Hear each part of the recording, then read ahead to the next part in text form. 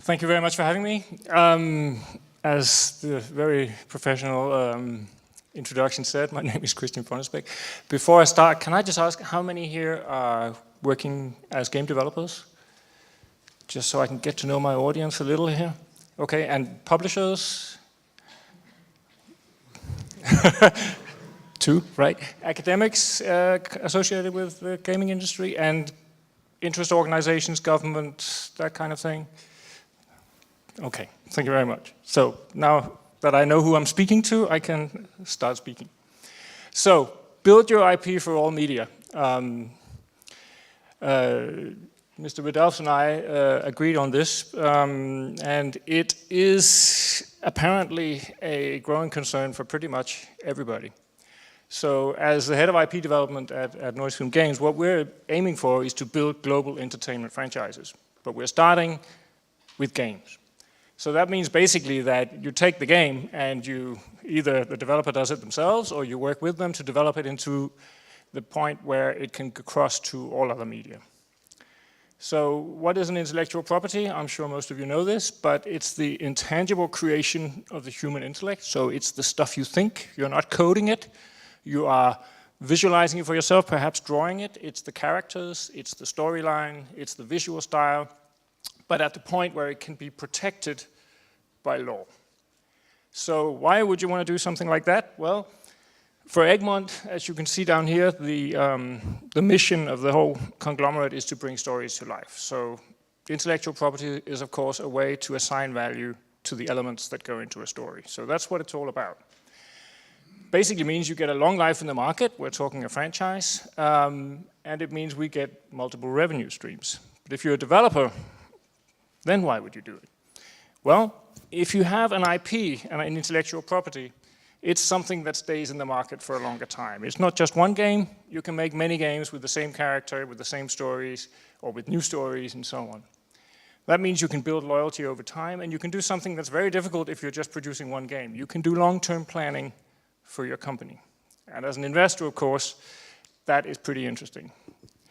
So, building an IP as a developer is really a way of increasing the potential value of what you're doing, which will bring you a higher valuation by the investors because the end game suddenly goes out on all media and not just on one. And of course that gives more interest from investors. At least it does from Egmont. So the big question is, how do you do that? And that's what I'm going to answer over the next 26 minutes. So I'm going to go through 4 small chapters. The first one is, who is Egmont and who am I and why are we doing this? And then I have 6 tests for your intellectual property to determine whether it will eventually be able to branch out and become a global entertainment franchise. Then I have a very big but, not a rear end, but the negative. Then we get the rear end, then we get the end game, which is what happens at the very end when we branch out into other media. That was the wrong button. Okay, so if we start with who we are, Nordisk Film Games invests in game studios. So far, only Nordic ones, but I think we're pretty open to others if the right one comes along.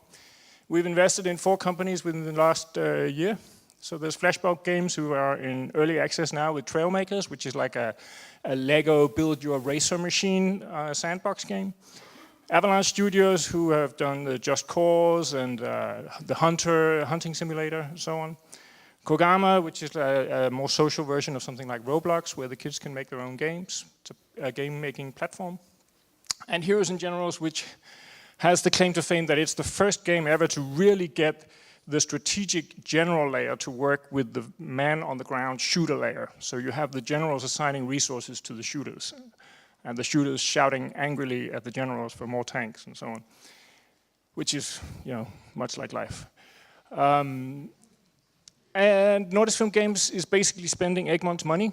Egmont owns TV stations in Norway. They have a Nordisk Film, which is a film studio.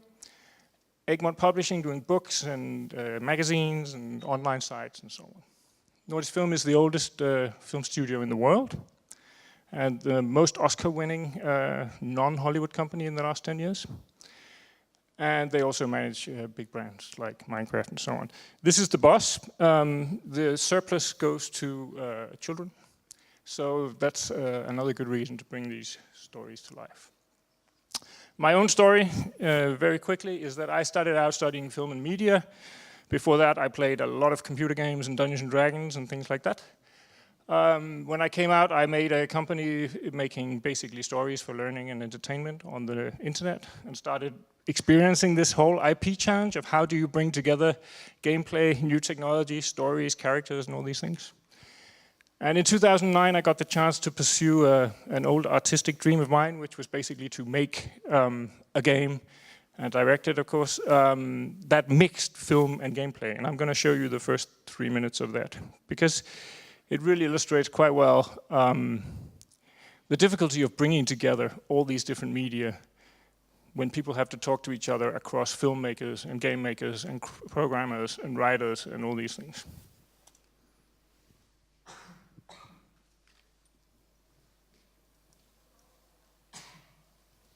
If it works. Yes.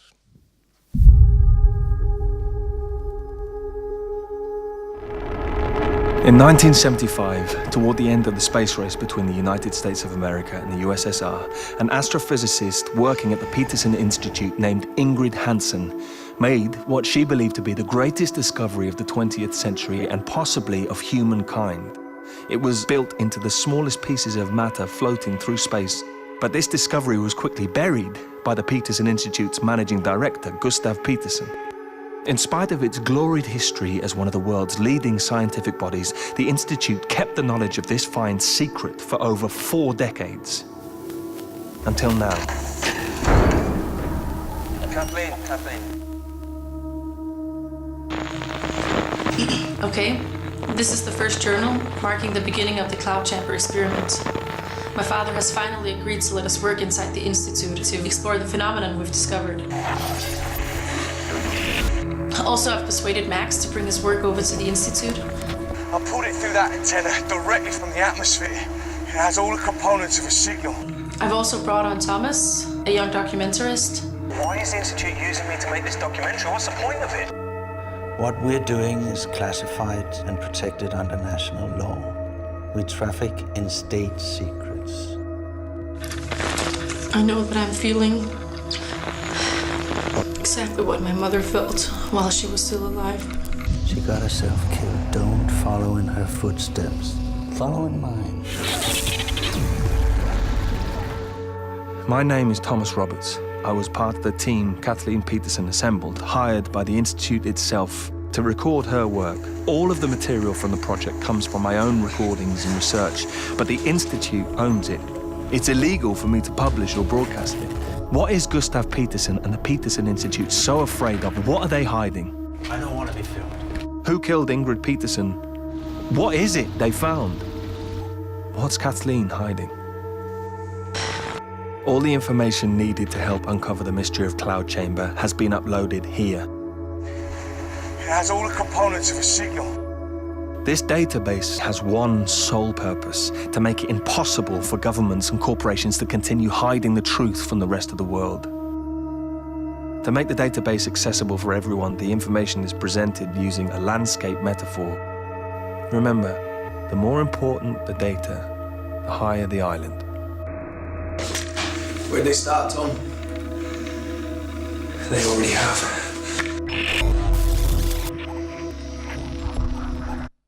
So I think we were only about 10 years too early. The main gameplay was discussion, so you were discussing your way through this found footage. And the core game players really loved it, but this was basically an art game. But we learned an awful lot about mixing media, marketing innovations, and all these things. My next game is going to be Donald Trump Goes to Russia. So let's get to the hardcore stuff. 6 tests for your IPs. So I think you really need to pass these 6 if you want to have your game become an IP at the other end of the line. The first one is you have to survive. It's not going to make itself, and we're not going to make it for you. So by the time a big media company like Egmont gets interested, you've already funded it. And you've basically proved that you can stay above the water, at least pretty much on your own. But of course, we all know that we get this story all the time. We get this story of these successful entrepreneurs who are just surfing the wave and it just works and they just know what they're doing. The truth is, most of the time, it ends like this. So there really is a million ways to die, just like there is in any entrepreneurial endeavor. The two really big ones are that we all tend to get tunnel vision, and I know from experience that this is true, which is that we get so focused on these damn projects and all the fires we have to put out every day to get it across the finish line that we lose sight of what happens just after the project is finished, and the long-term view, just forget it. We have no time for that at all. And that's really deadly because, of course, once you launch the game, the game company have a tendency to fall off a cliff. The second really big killer is the belief that this project is special. And it isn't. I'm sorry. We think that this one is going to take off. We think it's going to be the surfer catching the wave and so on. But the truth is that 999 out of 1,000 projects don't catch the wave. The problem is we don't hear about them. So we have to stop thinking of this project as special. We have to start being cynical at the same time as we are inventing it and being passionate about it. Because being special stops when you meet the investor. Actually, I'm not thinking about me, I'm thinking about the other guys in Nordic Film Games. Because they have this stare. This is actually the governor of the Bank of England, but I just love the way he looks at you. Because he does not think you're special. He is looking for red flags, and he doesn't see very many green flags in the games industry, honestly. So that brings us to test 2.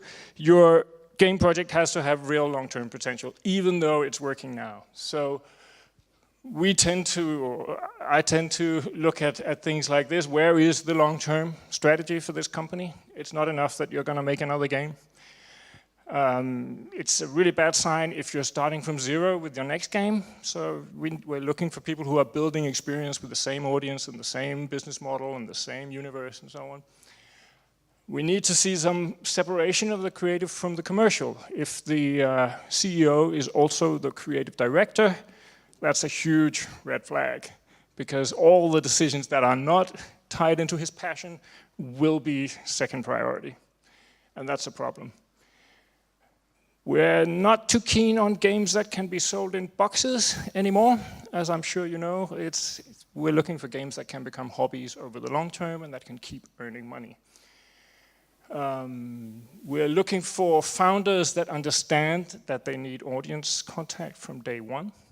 And we're also looking for game concepts that can do that. So if you're making a story game, which a lot of Danish companies are doing, and you cannot show anything until it's 100% finished, then I'm sorry, we're not going to get into bed with you, because the chances are that once it's 100% finished, not many people will like it, and it's too late to change it. And then finally, which brings us to the IP, there needs to be something to own. Can you own the characters? Can you own the audience? Can you own the technology? And can it cross into other media? It's not necessary for us that it can from the start, but we have to see the potential that it can over time cross. And then, of course, this one, please don't do that. Don't wait with the business development until after the product is almost finished. This is a classic thing in all business, all indie businesses, film business as well, but it's very dangerous.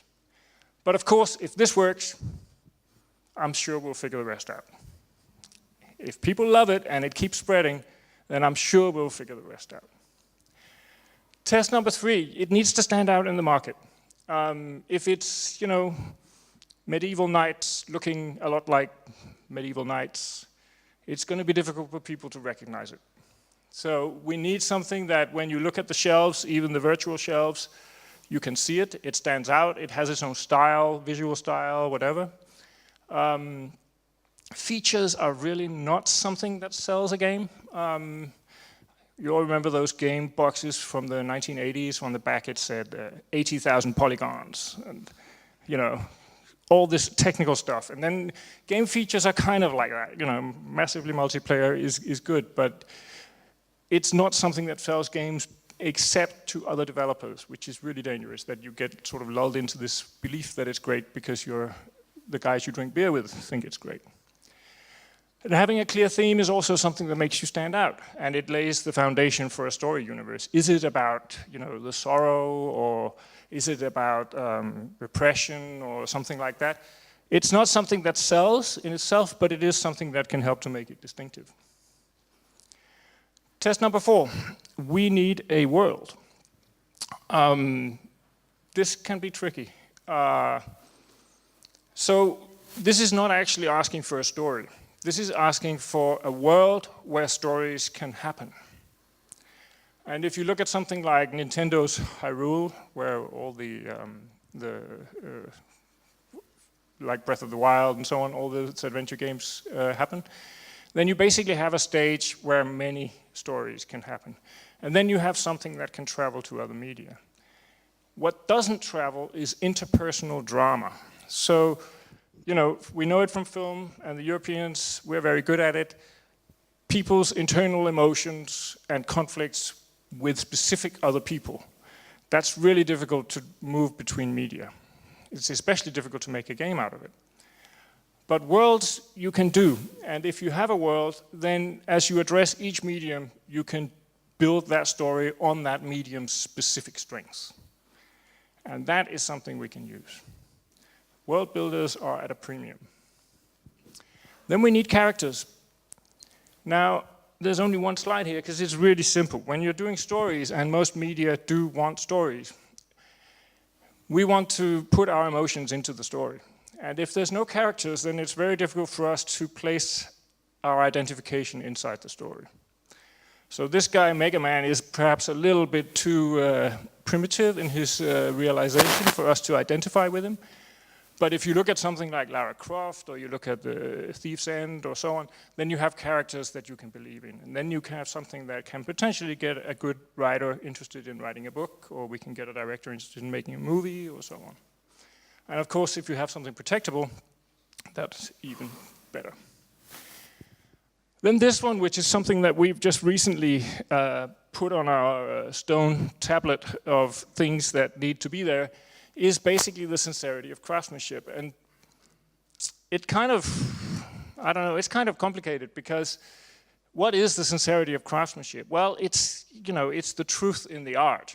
It's the fact that these people who have invented it believed in it passionately, and it has that ring of something real and true. And we all know it when we see it. It's in great music, it's in great books, it's in great games as well. And it's not calculated in the, moment of invention. And that's actually quite difficult, because of course we want something that can be effectively marketed. But the internet and everything else is just becoming a huge bullshit detector.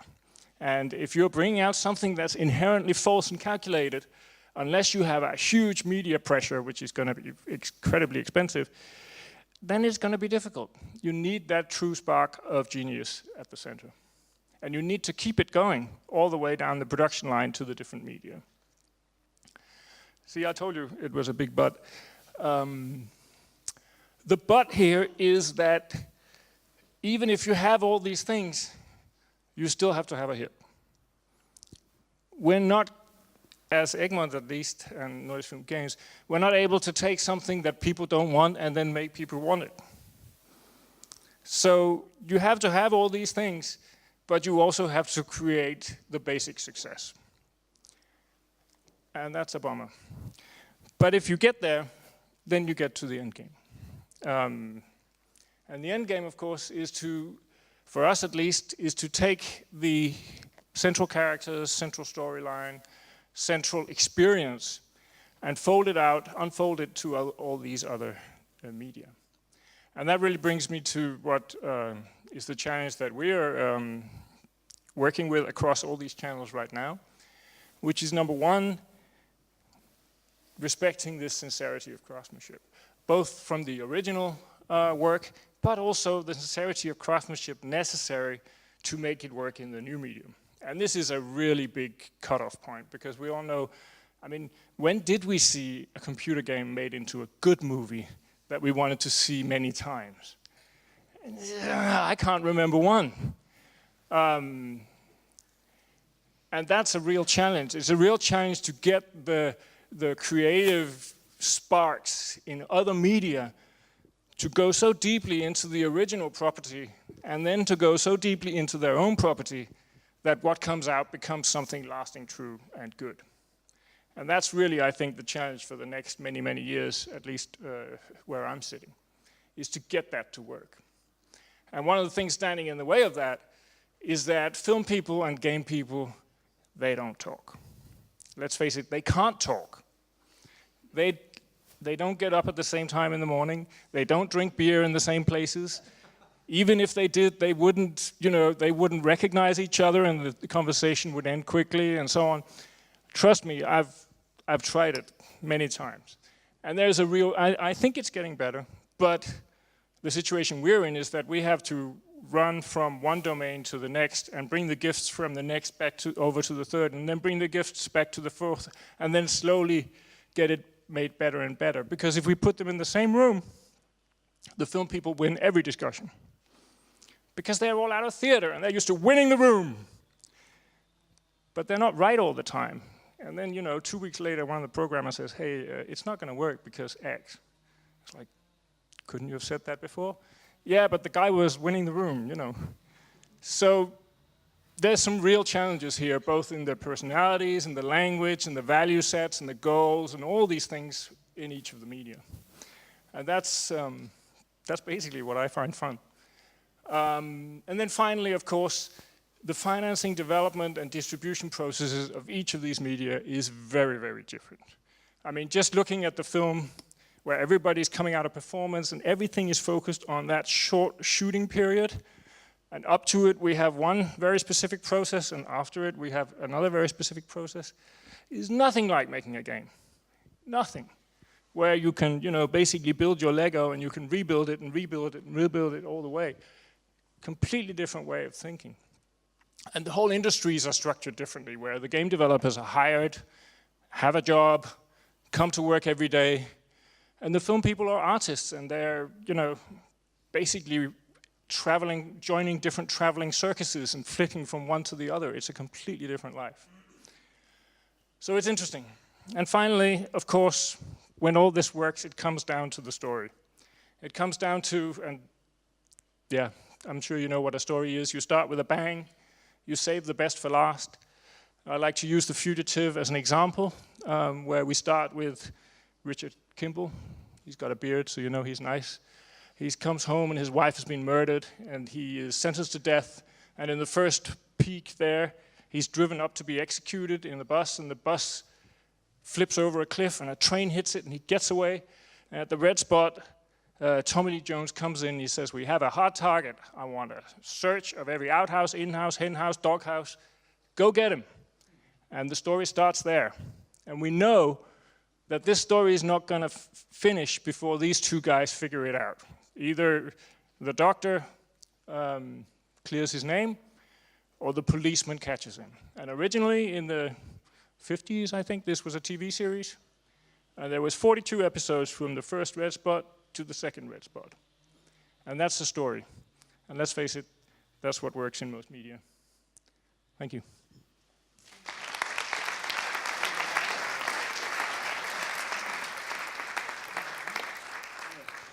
So now we will be taking questions. Thank you very much for this. There was very sound advice in there as well. I like to ask the first question, actually. I mean, there are lots of things you have to think about in order to build up your IP. What would you advise on to start with? Do you start with the world or with the characters? I mean, most of the people here, they're not Ubisoft. They're smaller teams, 10 people, and they ask themselves, well, we cannot look at everything at once. So what would your advice be?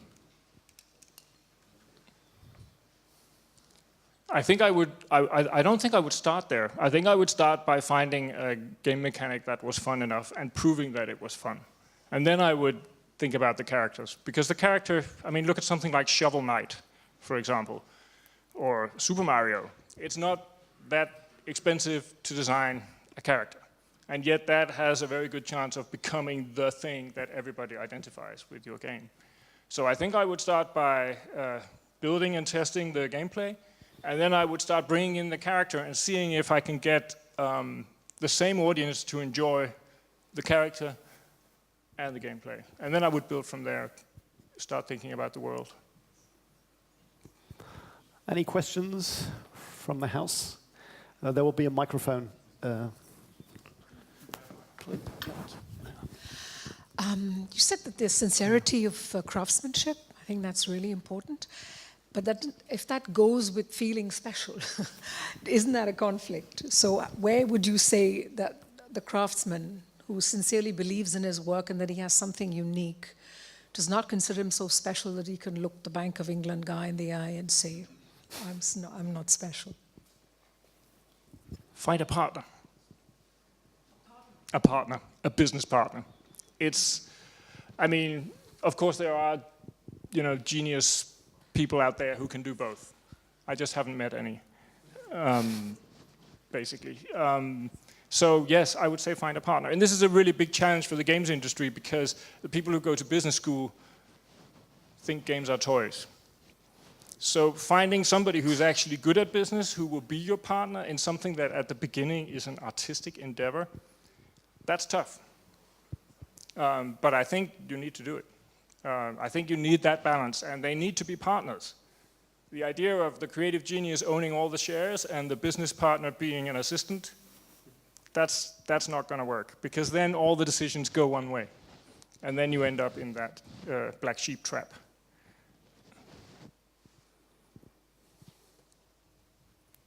There is a question back there, please. Microphone's approaching. Thank you. Lena Falkenhagen, having worked in the industry for 6 years and in the book market in Germany, I have the distinct feeling that the sincerity of craftsmanship is in desperate need of being saved by somebody. So in Germany, I have a feeling that money and, of course, business matters always go first and influence the decisions, the creative decisions, and how the games are developed in the book industry too, by the way, not the development of games, of course.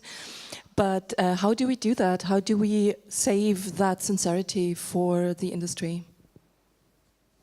I don't know. Have you suggestions? Well, it's always been a war between, the bean counters and the crazies.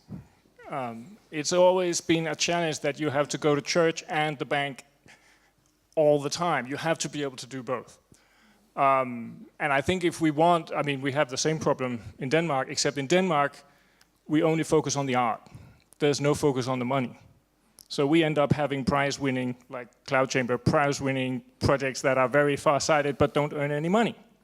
So maybe we should get together, the Danes and the Germans, and maybe we can work something out. But honestly, it's a huge challenge. The problem is that it's so difficult to manage something that you can't even really understand yourself. We all know it. If you try to recruit people, it's very difficult to recruit somebody and understand if they're any good if you can't do what they can do just a little. So I think maybe that's the solution. The people managing the artists need to get into it, even if they need to understand the basics of that craftsmanship. And I'm sure many of them do, but I think that's where it usually jumps off. But it jumps off on the other side as well. The chain jumps off, because the artists don't give a shit about the business. So the dialogue just breaks down immediately, because no, I don't want to talk about money. I want money, but I don't want to talk about it. That's not really very productive either. So both parties, we need to build some common understanding, but we don't want to lose what's good on both sides. Education, maybe? Is it maybe like public funding of prizes, or prizes like you said in Denmark? Public funding of what, sorry? Computer games, achievements, prizes, like the computer games. Either that, or we just need to get these people into the same room and put enough beer in there.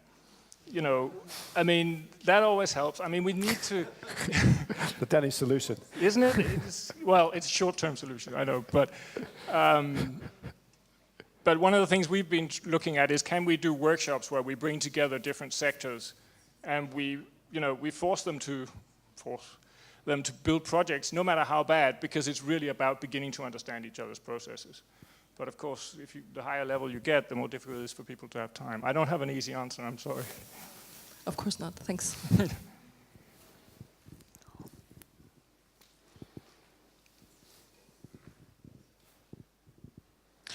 Hi, my name is Christian. First of all, thanks for sharing.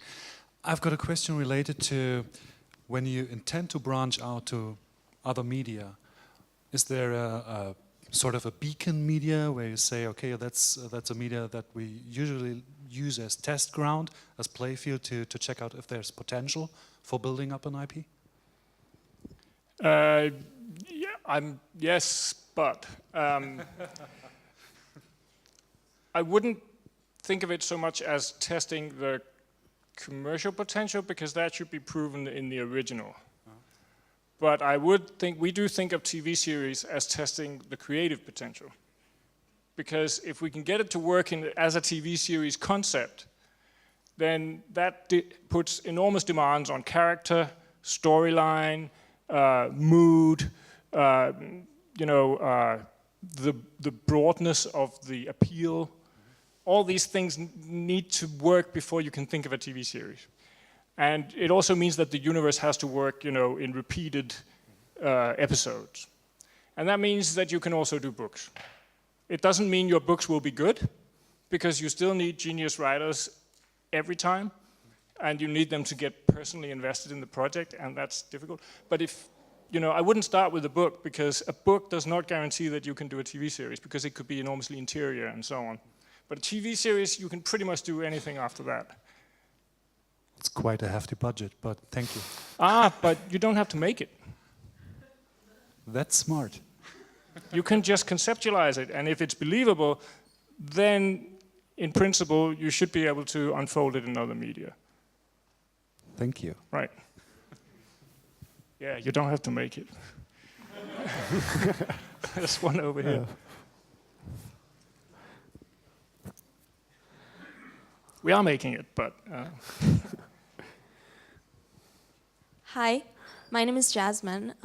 The problem that I see with branching out to many different types of media after having made a game, be it film, books, merchandise, is that of brand dilution and losing control over your brand, and perhaps losing the strength and the effectiveness of the brand also in producing or enabling many, many different types of media to be sold. How would you deal with that?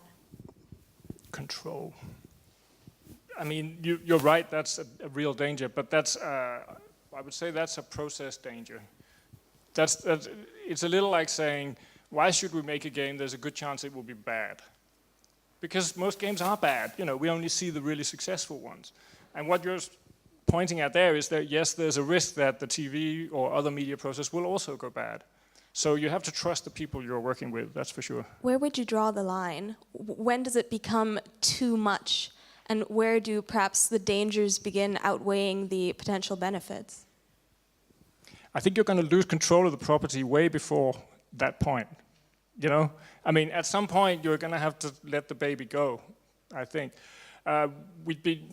The talks we've been having with Hollywood, it's very clear that if there's too many demands for control at the origination point, then the funding for a TV series will never appear.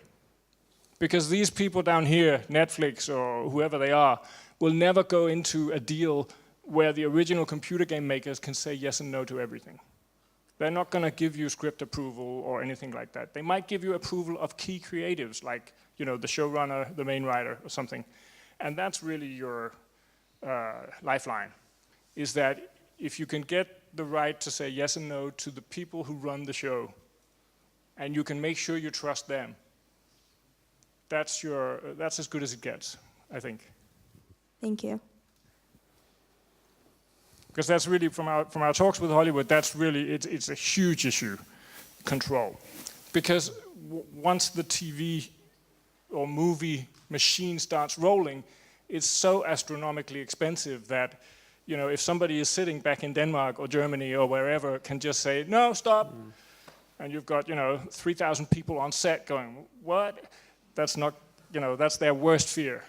And of course it'll break their career, so they'll never say yes to that. So there's an old Victorian housewife advice, which is just get good help. That's it. Make sure you get good help. You need people you can trust. So one last question. There in the middle, please. Hello. You mentioned the problems between game developers and filmmakers, so to say. But are we talking here with convergence that we are telling the same story across all media, or that we expand the universe in all media with different stories? Because then we don't have this problem, I think, because game developers manage to make a game with a story maybe with 40 hours of playtime, and filmmakers need to tell a story within 2 hours or 3 hours, and I think that's the difference. So what's your opinion about that? I think it's true.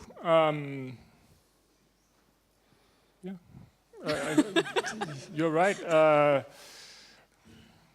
But it is, I mean, it's a challenge because, I mean, my favorite game is Bloodborne. I don't know if you know it, Dark Souls Yes. and Bloodborne and those things. And it has a very, very, very specific tone. And I think I would recognize anything, if you made a Bloodborne movie, I would sit there going, ouch, ouch, every time something was not, completely spot on. But, from what I hear of the Miyazaki, the Japanese auteur who made Bloodborne and Dark Souls, I don't think he hangs out with film people, I think that the people who would really need to understand his tone would have difficulty talking to him. Mm-hmm. And therefore, it's not necessarily about the universe. It can be just about, do you get it? And that's a big challenge. And we're approaching some of these projects now where we're going to get to the point soon where we have to put these people in the same room. And it's going to be an interesting experiment.